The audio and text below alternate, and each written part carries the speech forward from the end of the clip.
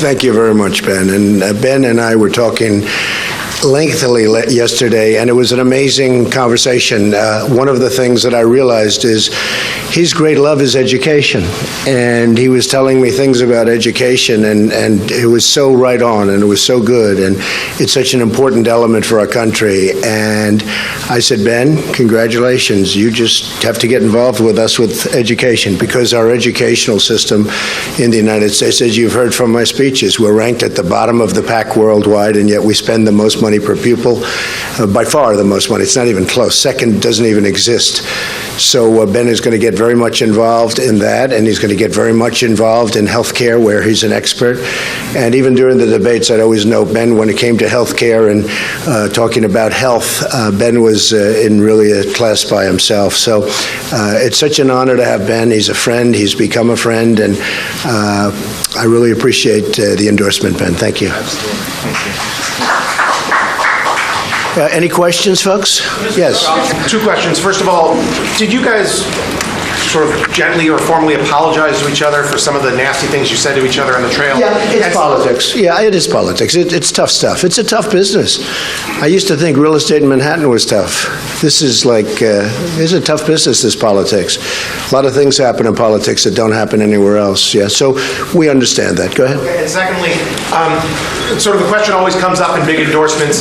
Has there been any discussion between the two of you men, or any promises made about a position for Dr. Carson in your administration, No. either as a running mate, as Secretary of Health and Human Services? And I thought it was lovely, because when Ben called, he didn't say, oh, would you do this, would you do that? He just wants to help. And he feels strongly about what's happening, and you see the kind of crowds we get. We get crowds that are amazing and record-setting. I don't think there's ever been anything like it. Well, I mean, it's on the cover of every magazine. There's never been anything like it. So Ben sees that, and Ben's going to have a big, big part, I can tell you. Ben, maybe Ben doesn't even know this yet, but Ben's going to have a big part. We want to keep that kind of talent. We want to keep. Yes? Mr. Trump, do you see Mr. Carson, Dr. Carson, playing a policy role principally for your campaign, or as a surrogate out on the campaign trail going places you're not going?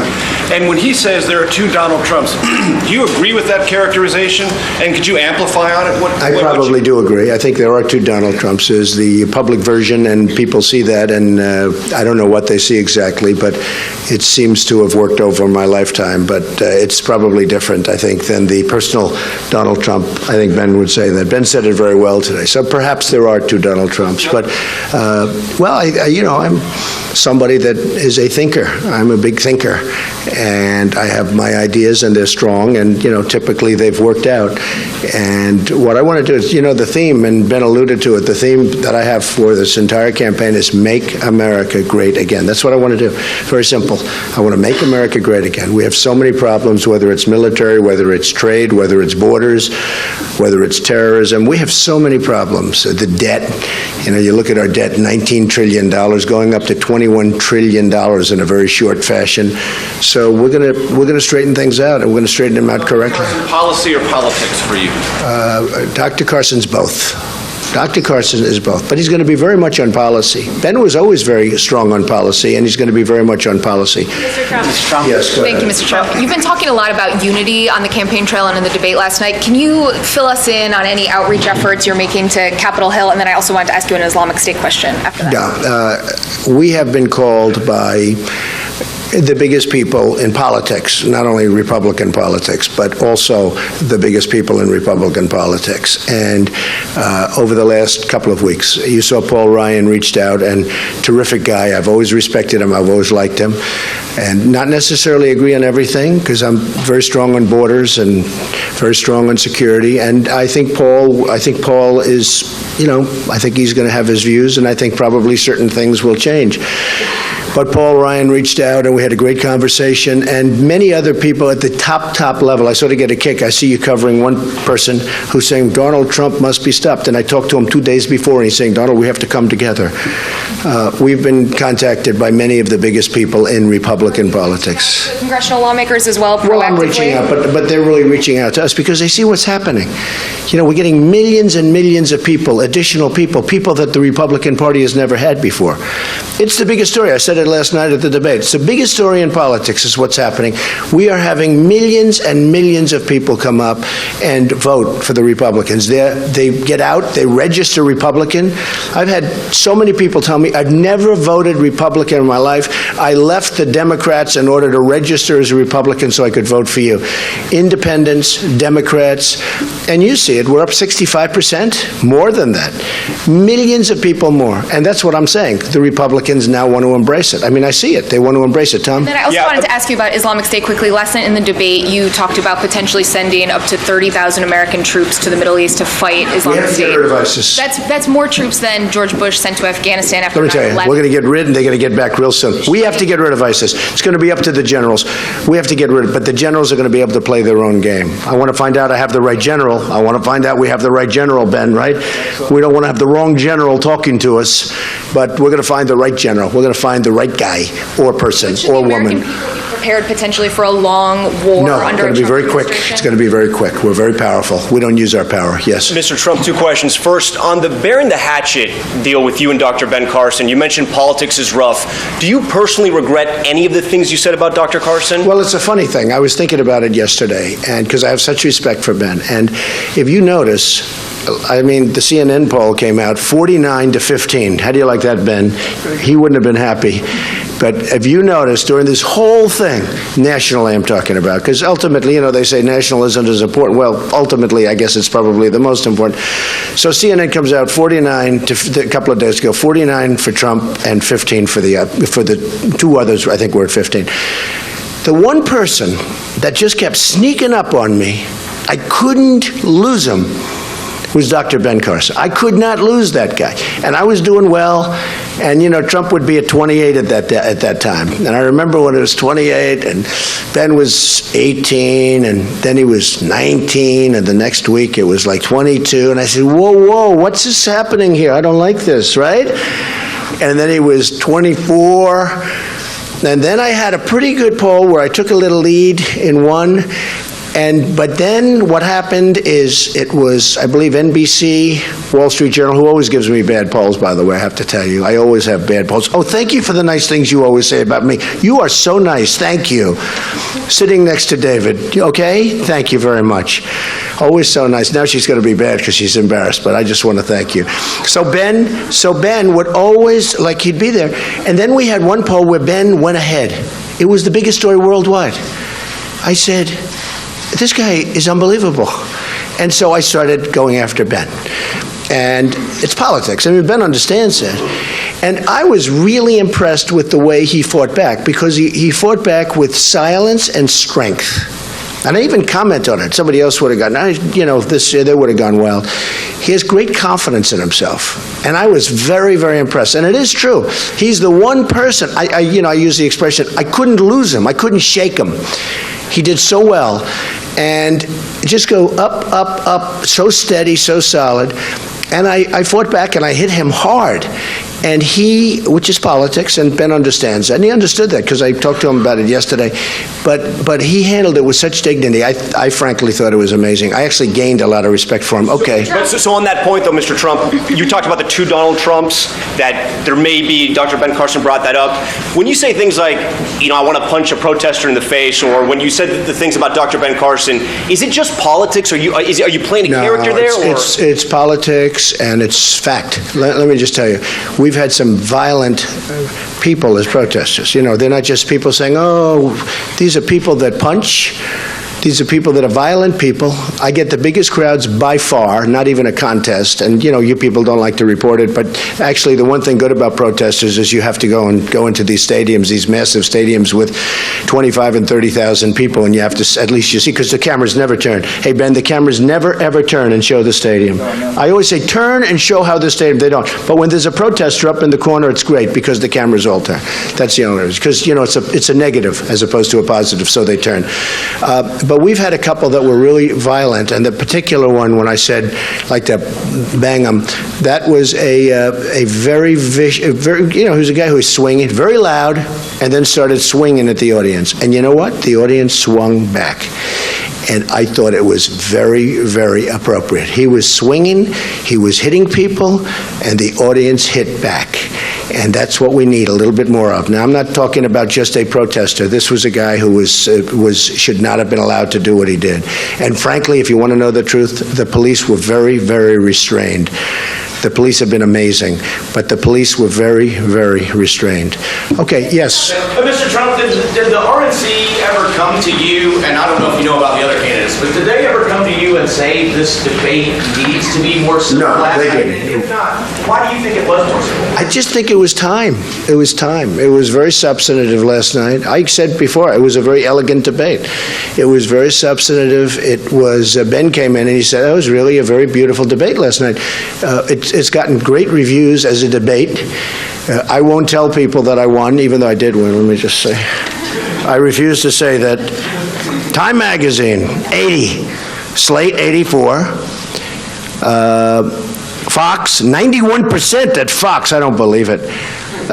NewJersey.com, 81. So, I mean, we had a debate last night, and I think I did what I had to do, actually. But it was, I don't know, we've had enough debates, in my opinion. We've had debates, these debates, they've been like Vince McMahon should have put them on, because they were WWE. And too much. And I think that it really, I think last night was something that was very important, that it come off like that. And we didn't speak, and the candidates didn't speak about it, but it just sort of morphed into a very dignified debate. Yes? Mr. Trump. Yeah, go ahead, Sarah. Mr. Trump, you said in the debate last night you hadn't decided whether you're going to accept fundraising for the general election. Accept what? Whether you're going to raise money for the general election. But if you go that route, doesn't it undermine your pledge to voters that you won't be voting? Well, I don't think so, because I wouldn't be taking money. If anything, the party would be taking money. I'm not going to take any money. I don't want money, but the party might take money. It's up to the party. That's really up to them. It's not up to me. And it's something I haven't given much thought to. I've self-funded my campaign. I put in, I guess I'll be in for $50, $60 million at a minimum. Right now, I am somebody that's a business person, and even when I don't, the money is sort of irrelevant, but I have a natural instinct to be a little bit careful with money, because that's the way I am. That's the way we have to be with our country. I expect to have, tremendous amounts of money in this by the time we finish. I guess right now I'm into, you would know better than me, maybe $30 million, maybe more. But other people are in for $150 million, and they're nowhere. They're out of the race. So I'm very proud of the race we've run. Somebody said, he's only been doing this for 8 months. But I know the system better than anybody. And the reason I know, because I was on the other side of the system. So when they talk about campaign finance laws, when they talk about all of these different things, I've been there. I know it much better. And I know it from the real side, not from the politician's side. Yes? Mr. Trump, I just want to go back. Good job last night, by the way. Thank you, sir. I want to go back to what Major asked and also what Tom asked about what Dr. Carson said this morning on the radio and here about the two Donald Trumps. So many people know you and like you because of your public persona. Is that the real Donald Trump, or is it something that we don't see? Well, it's an interesting question. I don't like to overanalyze myself, but I will tell you that I try and be, who I am. I want to be honest. Certain questions are asked of me, and I give a straight answer as opposed to a politically correct answer. I know the politically correct business better than anybody. Would you answer differently if you were in private? No, I don't think so. I'd like to. I answer truthfully. Look, we're at a point where we have to start being truthful with our country. Like the question on Islam. I'm answering the question, and I know the exact answer. I could have given an answer the other night to Anderson Cooper, which would have been perfect, and nobody would have been talking about it. It would have been fine. But there is a problem, and we've got to find out what the problem is. We have to solve the problem, and you're not going to solve the problem unless you know there is a problem. So I want to answer questions honestly and forthrightly, and even if I'm on a big stage with all of these tremendous numbers of cameras around, I have to answer honestly. It's the only way we're going to solve the difficulties of our country. Yes, go ahead. Mr. Trump, just along the same lines, so why are there two Donald Trumps? Did you at some point make a conscious decision to behave differently in public? I don't think there are two Donald Trumps. I think there's one Donald Trump, but certainly you have, look, all of this, and you have somebody else that sits and reads and thinks. And I'm a thinker, and I have been a thinker. And perhaps people don't think of me that way because you don't see me in that forum, but I am a thinker. I thought it was very nice what Ben said, actually, because it is another side of me. I'm a very deep thinker. I know what's happening, okay? Dr. Carson said that when start seeing more of that side of you? Can you elaborate a little bit on that? Well, I'm going to work with Ben on so many different things. And I'll be honest, when I was with Ben yesterday, the thing that most impressed me, I know all about his views on healthcare because I've heard them, and I've always felt that he knew more about it than the other people on the stage, and perhaps he should because that was what he was doing. But I was most impressed with his views on education. It's a strength, and it's a tremendous strength. And so Ben's going to be involved with us in any aspect he wants to be, but in particular on those two subjects. Okay. Yes, go ahead. I meant more of this toned-down version, what we saw last night, what Dr. Carson referred to as your cerebral side.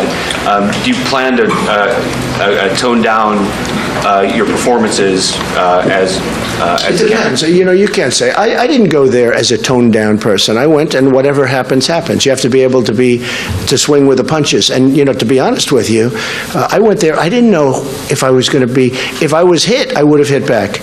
Now, there are those people that said to me, I was telling Ben yesterday, there were those people that said, it doesn't matter, let them call you names, let them do whatever they want, stand there and take it. You're leading, you've got a substantial lead, nobody's going to beat you, don't do anything. And I say, I can't do that. When somebody hits, I have to hit back. So I thought they were very respectful yesterday. I thought, frankly, everybody did well. I thought it was I used the expression, I thought it was a very elegant debate last night. Yeah, go ahead. Mr. Trump, two quick things. You said earlier that you felt we've had enough debates. There is potentially another debate scheduled on March 21st. Is your suggestion to the RNC at this point, guys, we've had enough? I think we've had enough debates. I mean, how many times do you have to give the same answer to the same question? Do you agree with that, Ben? I mean, the same question, same people, same everything. I think, it would be nice to finish off with this one. I thought CNN did a fantastic job last night. I thought that Jake was a great moderator. It was just a really nice way to finish off the debate season. But I really think it's enough debates. I don't think there's any reason for the debates. I know they're getting very big ratings. And by the way, the Democrats are not getting ratings at all. And our debates are getting very, very big ratings. But, one of those things. I think we had enough. The networks want them. I don't think any of the candidates want them at this point. The networks very much want them. Can you talk about also, there's a phrase you've been using the last several days on the trail and in interviews. You've said embrace it to the Republican Party. I know you were asked a little bit about that earlier. Yeah. As you move forward now and as the contests start to limit, what are you going to do? Are you going to find yourself surrounding yourself with more people who are endorsing you, speaking on your behalf? Well, when I said embrace, I was saying that the Republican Party should come together and embrace these millions of people that are going down and voting. Millions. South Carolina, New Hampshire, no matter where it is, it's the millions and millions of people. We've had, I was going to bring down a list, and I said I didn't want to bore you people, but we've had some states that are up 102% from 4 years ago. 102%. There's something happening that's really beautiful to see. And these are people, in many cases, as I said last night, these are people that have never voted. Ben, I have people coming up, they said, and I'm talking about 40, 50, 60, 70 years old. So many people. They say, Mr. Trump, I've never voted before. And they've got a Trump shirt on.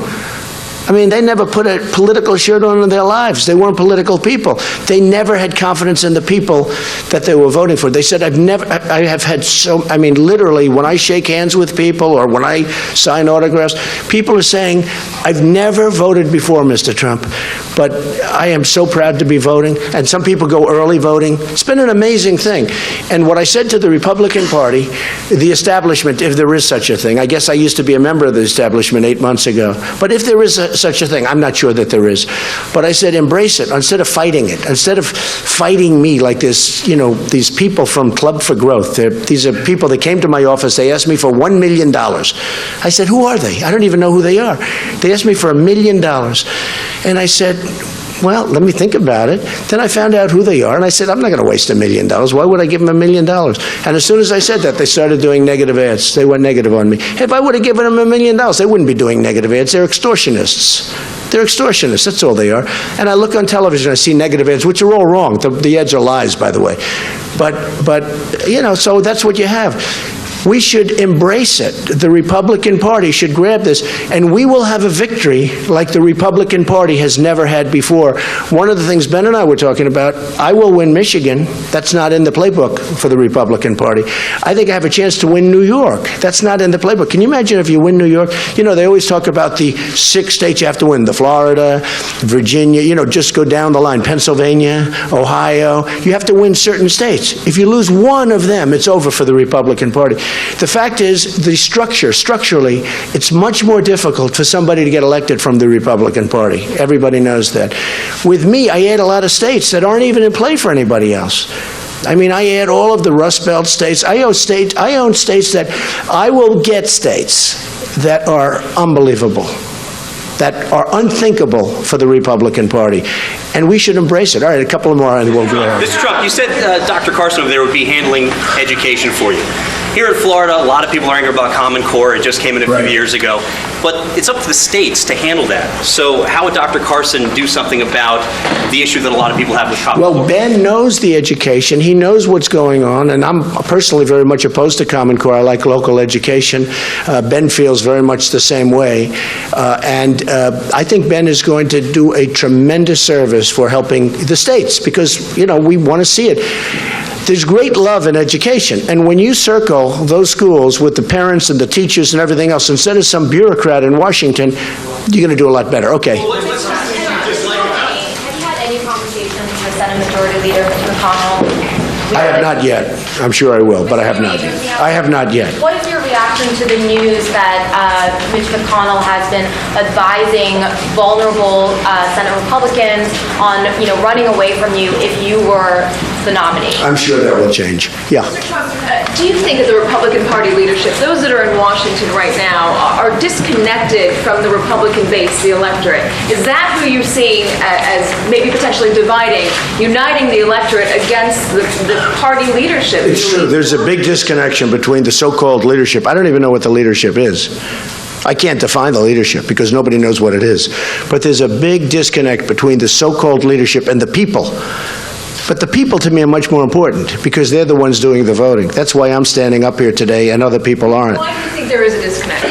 What are they not understanding about their The Republican Party lost its way. They've lost 2 elections that they should have won. Certainly the last election they absolutely should have won easily. That should have been an easy victory. In my opinion, much easier than the one we have coming up. And they lost. So the Republican Party lost its way.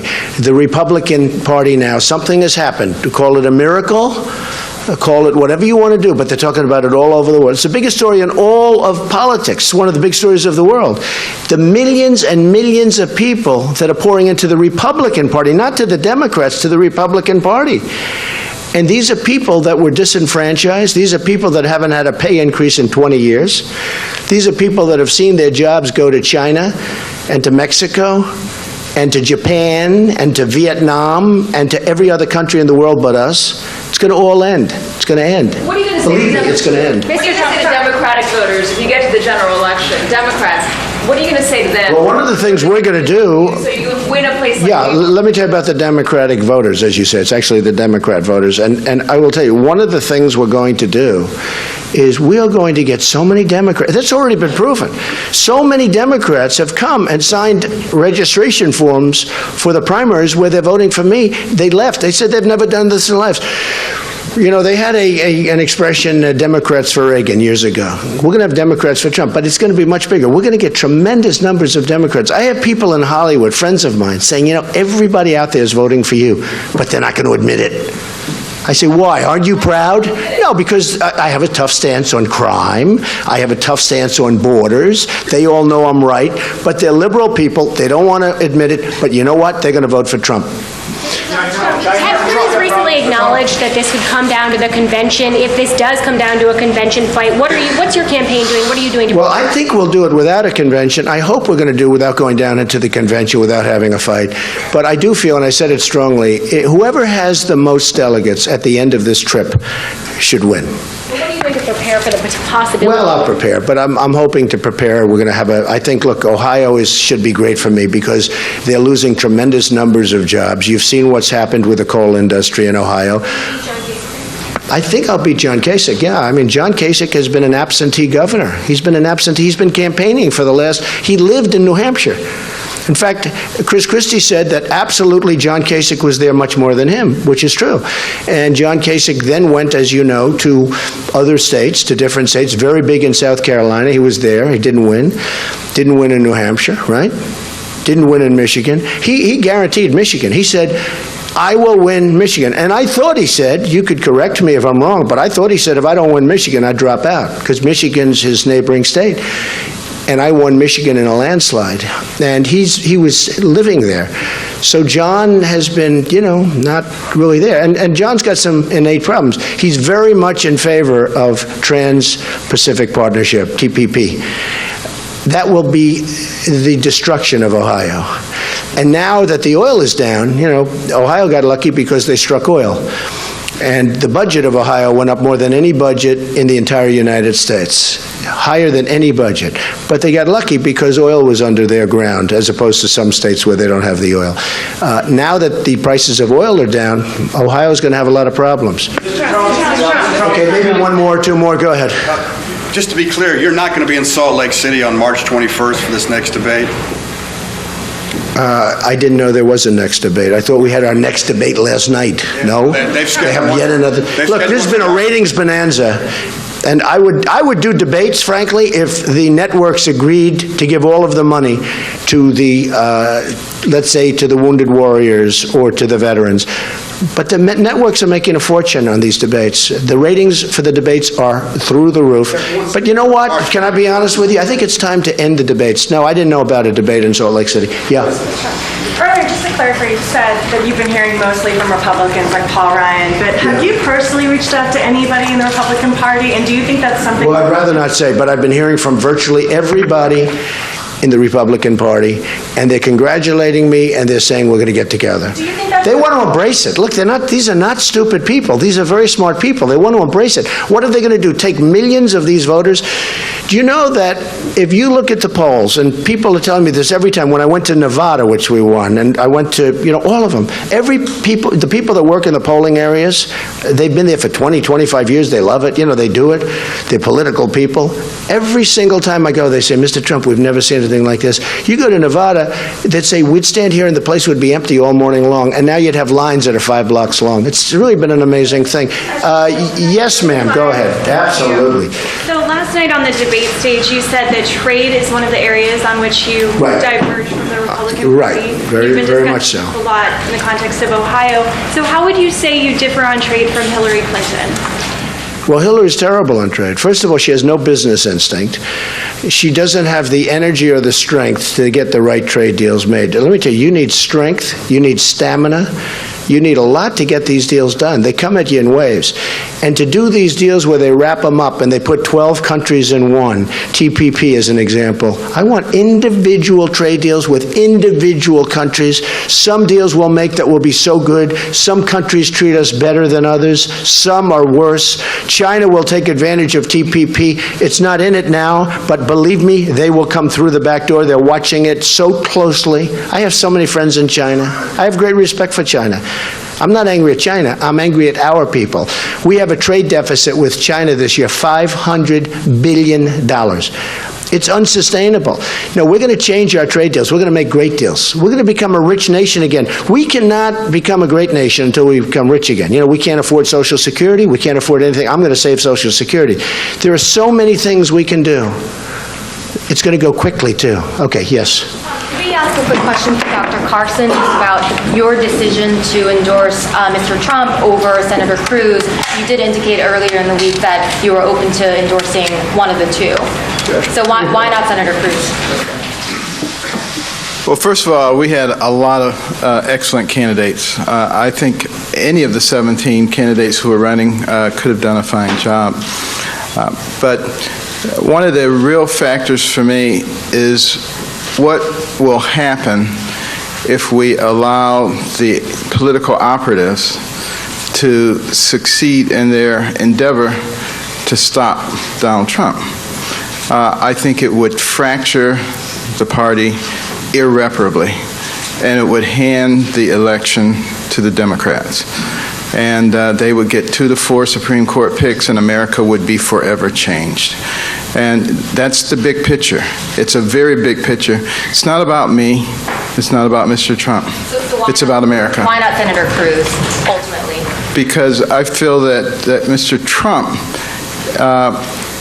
is willing to do what needs to be done to break the stranglehold of special interest groups and the political class. Are there any remaining hard feelings towards Senator Cruz over what happened in Iowa? I've completely forgiven him.